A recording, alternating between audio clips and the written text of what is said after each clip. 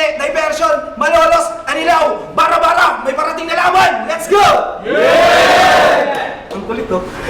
Una-una maraming salamat sa Randall Skate Bar, syempre sa pagpapagamit sa amin ng venue, sa Arex Panda, sa Shima Bar, kay Boss Amon B, kay Miss Ara Andres, syempre kay Poison Dirty, maraming salamat sa suporta. Merong MC sa aking kaliwa! Galing mo ng Marilao, Bulacan! Magpalakpakan tayong lahat para kay Scoopy! Yeah! Shout out the Red 3, 903 Collective, tsaka 301 Department. Tangina na mga niga dyan, pati Bisaya. Paus boses ko. Yo, syempre, merong MC sa aking kanan, makakalaban niya! Bangkal Malolos represent! Shoutout nga pala kay Joven Amora. Tubal, happy birthday sa aking Tito Ray. Kay Kuya Bunso. Sa Bisor ko na nandito ako ngayon. Magmamabigan mo bukas. Sa aking Madam Apple, mamaya na iba. Yun! Nanalo ng coin toss si Hype Man. Pinili niyang mauna si Scoopy. Unang banat para kay Scoopy, Sistensya 2. Bara-bara. Scoopy, let's go. Check! Kung mahiling check. Kung mahiling mag-tribal, sa akin nakabuti ng mainit na pipe bomb. Sa weakling na rival ng gigil ang titan. Sa piling ng tyrant ang killing ay vital. Nagpigil sa ihip na beat itong rival. Sa pilit na rival at willing mag-viral, painit na hype. Wait lang. Okay, saka. Yo. Sa piling ng tyrant ang killing ay vital. Nagpigil sa ihip na beat itong rival. Sa pilit na rival at willing mag-viral, pangkitil ko high-cal, painit lang hype man. Game? Game! Pagkatapos ko ay T-Dre, tinapat ako sa kalabang di marunong magbilang. Tangina, wala ka pa sa kalingkingan ni Hidan. Hindi ka natatagos doon. Huwag kang feeling halang. Malakas yun si Hidan, legends lang ang may alam. Pero balita ko nanira ka ng pintuan. Para lang sa viral moment, yung sarado nagsarado sa galaw mong low end. Kung usapang moment, walang sawang babanatan pag sila ay nakabantay sa pagsarado ng talukap mo paa ay magbantay, iuumpog ko pa ng grabe. Ulo mo at nang mag-bounce, walang sinabi tong gikrasher sa attack kung out of bounds tong gikrasher ay maghahabol. Yung moves mo parang bitch, kahit pilit sumabay sablay at di ka papantay pagkat ako'y kinag-be-reach kasi di ka naman MC. Napilitan ka lang niyang i-endorso. Natuklasan ka lang ni C bilang tagapunas ng explore ko. Tagapunas ng salamin bago nakilala at bumenta. Sa kakapunas ng salamin malinaw na wala kang kwenta bilang MC. Kasi di ako sasabay sa iyong pakulo na pantanga. Lalo di ako sanay sa iyong stilong patawa na dadaanin sa kulit at para lang makabangga. Kaya ito ay keto dogs, matakot ka sa babala. Kasi babala sa iyong stilong di ko pupuruan pa. Dahil yan lang kaya mo at para makapuntos ka. Magpasayaan ng marami, baka makatulong pa sa round 2. Bedtime stories na at dahil tutulugan ka. Time mo na ba? Pa ba kayo dyan? Mula sa harapan, likuran. Boching na pala kalaban ni Ayman, wala bang palakpakan dyan? Hoy bata, kamusta kang buwisip ka? Na mahilig mandamay ng anak, tatay, patay. Di ka pa ba nakalata? Kung ba't ako ang iyong nakatapat? Kasi lahat ng mga sulat mo, walang kwenta. Parang sulat mo sa bakla mo. Sino pa ka binayad sa'yo si kwenta? May kasama pang arsikola sa kakutsinta. Huwag mo na itanggi. Mismo mga tropa mo na nagsabi na gabi-gabi ka raw dinadali sa gilid ng kalye tuwing alas 11 ng gabi. Grabe humasel. Para lang may magandang suot na damit sa batel. Okay lang daw yung puwet niya magkahadhad.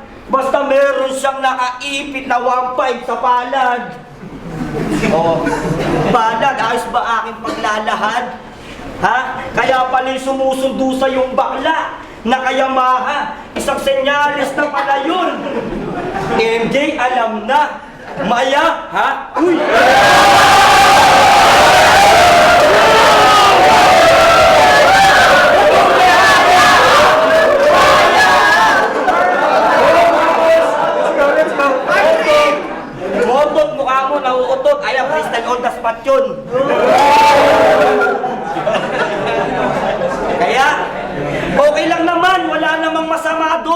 At least nakakadiskarte ka ng pambaon kahit yung pet mo sinlaki na ng butas ng galon.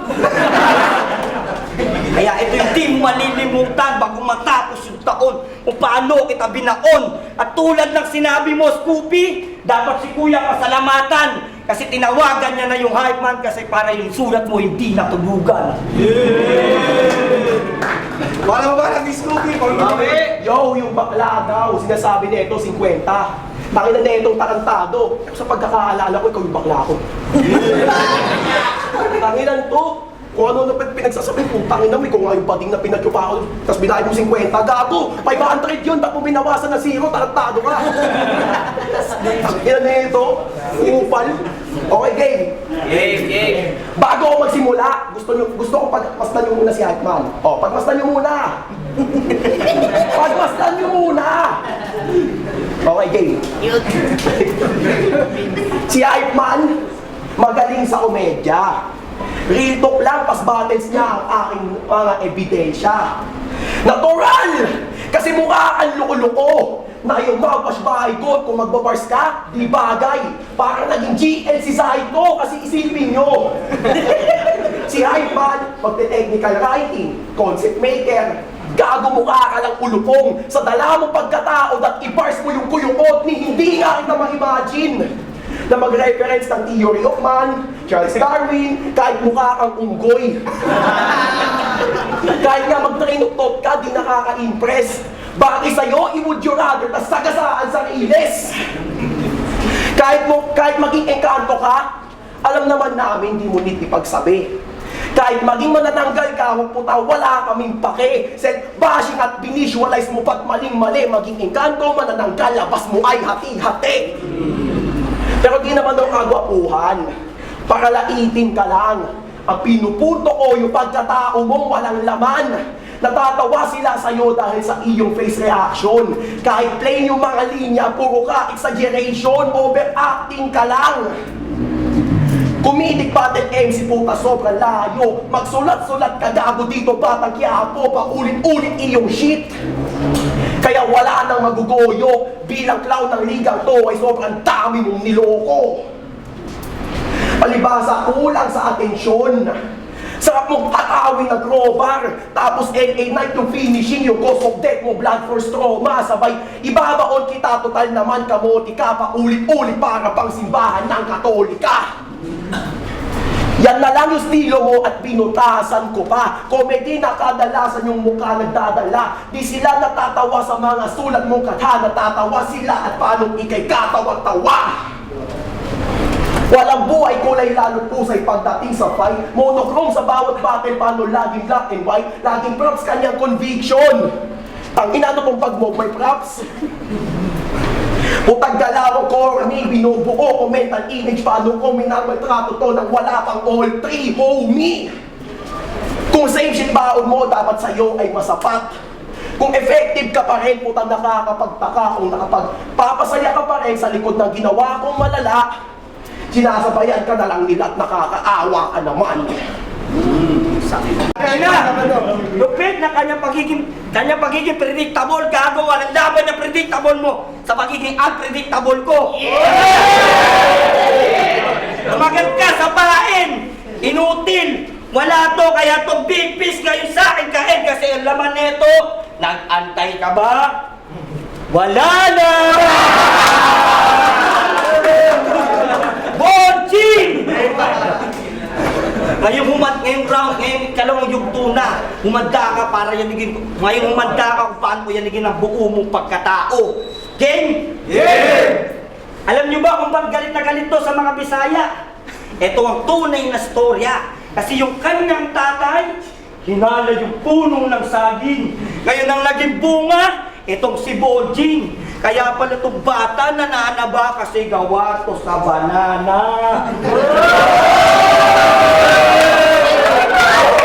Ano? Gawa to sa banana. Ngayon, di ba mahilig ka mga damay na sibilyan? Pues ito yung pakinggan. Aking sisimulan. Handa ka na bang masaktan? Kasi putang ina ng ina mo at putang ama ng ama mo, at putang ina ng lolo mo, at putang ina ng lola mo, at yun ang muti-titi ng pamilya nyo! Ganyan ako mamersonal! Talagang brutal! Ganyan ako mamersonal! Talagang brutal! Aabutin nito kritikal pag sinagasaan mo ito ng motor turakan! At alam mo ba yung pinakamasakit doon? Kahit masakit sa akin isipin at tanggapin, yung kauna-unahan kong panalo sa boarding pa mismo manggagal. Time. Bakit? Ulit ba na disco? Pakinggan natin. Magagaling, tangina na putol. Ibig sabihin lang doon, yung panalo mo, hindi rin sa akin magagaling. Kasi tangina, magagaling sa akin, tangina mo. Pansin nyo ba yung mga linya? Tangina po, putang ina, mukha ka ng tanga, gago. Tangina, putang ina mo. Tangina, napapasaya mo lang yung mga tao. Pero wala naman talagang sustansya yung mga bawat laman. Patunay lang na hype man, putang ina, wak ka. Tapos kanina, tangina, ito, pinapakyat nyo. Gago, pinagmumukha ka lang gago ng mga yan. Isipin mo ginagamit ka nila sa battle. Ganun talaga pag bitch, kailangan gagamitin bago pagsawaan. Ano, gagamitin ka ni Vicente mamaya? Sino ba? Sa Royal Rumble? Si Ezra, gagamit sa'yo? Tangina, mukha ka lang tanga, gago. Ang masama nun, hindi pa nagsisimula yung round 3 ko. Game. Masyado kang maingay sa FB. Kesyo panay Friday para daw pampagana. Yung hype na walan ng hype, bakit nanlalata na? Sige, gumawa ka lang ng ingay. Halatang kulang sa pag-iisip. The more na mas maingay, lalo pinapatahimik, pero seryoso. Hype man na walan ng hype. Anong nangyari sa loko? Ba't nabawasan yung kulit parang binigyan na ng kotong? Alam ko na. Kasalanan mo rin naman dahil sa galawang mo pang bobo. Ayan, napapalapag sa simbahan, nagyuyuyong-yung, tanga. Pagkat direkta sa pangalan mo ang aking mga banat, kung yung hype man ay yo-yo, laruan ka lang ng bata. Gamit sarili mong galaw, ikaw ay magkakandahilo. Dahil pag sinabing yo-yo, ulo mo pinapaikot. Yung laban mo ay C9, ikaw lang yung makikinabang. Pero nag-joke pa rin sa dulo at dala pang hihinayang. Marami siyang deserve na makalaban. Pero ikaw kanyang pinili, ba't sinayang mo yung fight? Ikaw tong hype, pero why you didn't live up to the hype? Oo, ako tong kupal na estudyante na pinaparinggan mo. At wala akong pake pagkat aminado ako dun. Binabasa ko lahat ng haka-haka at hinala. At itutugma ko yun sa tanginang mga Bisaya. Tapos na at wala ng hype. Pinatay ng walang tapang. Patunay lang na yung apoy mo namatay lang sa pagtapak.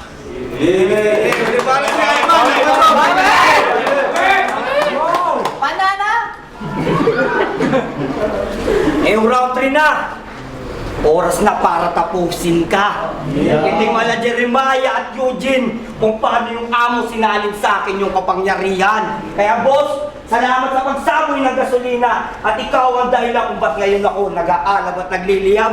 At malas mo boy, ikaw ang kauna-una ang makakatikim ng apoy. Ikaw ang kauna-una ang makakatikim ng aking apoy. Kaya itong all gods ng bara-bara, binisik ko lang dito, tinarantado. Etong orgas ng bara-bara, binisik ko lang dito, tinarantado. Mismo mga tao, alam yan, kahit si Sinan, sa akin bilib yan. Para na nga ako Diyos, kasi ang lakas ko nasa tao. Kaya kung may agulo ka man sa akin pagkatalo, ni minsan di ko inisip yan. Tila ba pastor na nga ako kung titignan. Wala na akong pake, manalo o matalo. Masaya na akong makuha lang yung simpatya nitong Christian. Kaya itong bata ni Bagsik, akin lang pinadibag. Kaya sa lahat na tumatawag sa pangalan ko, maluwag pa yung aking body bag. Kaya pang magsiksik, bag! Siksik! Tangina, ganyan ako, kabagsik! Kaya ngayong pinakita ko yung estilo ko na parang magikero na laging may pakulong bago. Kaya sigurado, kada tungtong ko sa entablado may maririnig silang bago. Parang baka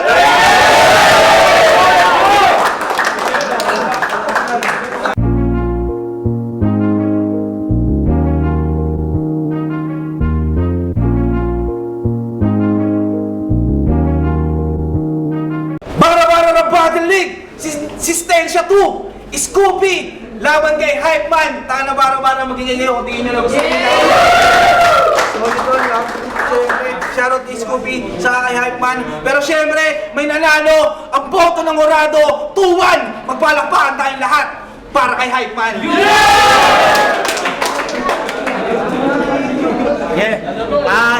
Shoutout nga pala, shoutout din kay Scooby, shoutout kay Arby Magat, Dian, kay Naruto, sa kuya ko, 2 George, di setting mahirap, kay Jan Jan, Edison, George, Incheck, James, saka kay Raven, kay Barry, Abacadas. Yeah. Thank you. Para. Thank you. Binoto ko si Hypeman na pero kung saan on paper sa sulat para sa akin mas labang si Scoopy. Kaso di lang nila perform na maayos. Tapos sa mga kingmaker mas labang sa Hypeman. Hindi ko alam ba't nagtatawanan yung mga tao kasi sinasabi niya hindi naman kumukulik. Pero ganun sila entertainer sa Hypeman. Sa battle na to, Hypeman. Pero kung sa sulat lang. Yo, what's up, what? Lakas Finest Production. Ako yung isang bumoto kay Spooky. Kasi actually expectation ko dito is like pareho sila comedy. Pero ang nangyari, iba na style si Spooky. Binoto ko si Spooky ng round 1 and round 2. Kasi kahit na mas mabenta sa tao yung comedy ni Hype Man, para mas malaman yung mga pinipinang para ni Spooky. Sa round 3 naman, ginawa ko na lang siyang tabla. Kasi malakas din naman yung mga pinanat ni Scooby, ganun din si Hypeman. So, nag-decide na lang ako na sa round 1 and 2. Na binoto ko round 1 and 2 si Scooby. Boto ko 2-1, binigay ko kay Hype Man. Para sana respeto ko yung kay Scooby kung pangit niya kasi yung letra niya tsaka di magkasama sa political kasi baka namin patuloy. Pero si Hype Man kasi baga nasasabuhin yung alias niya. Baga dahil sa mga sulit ng game.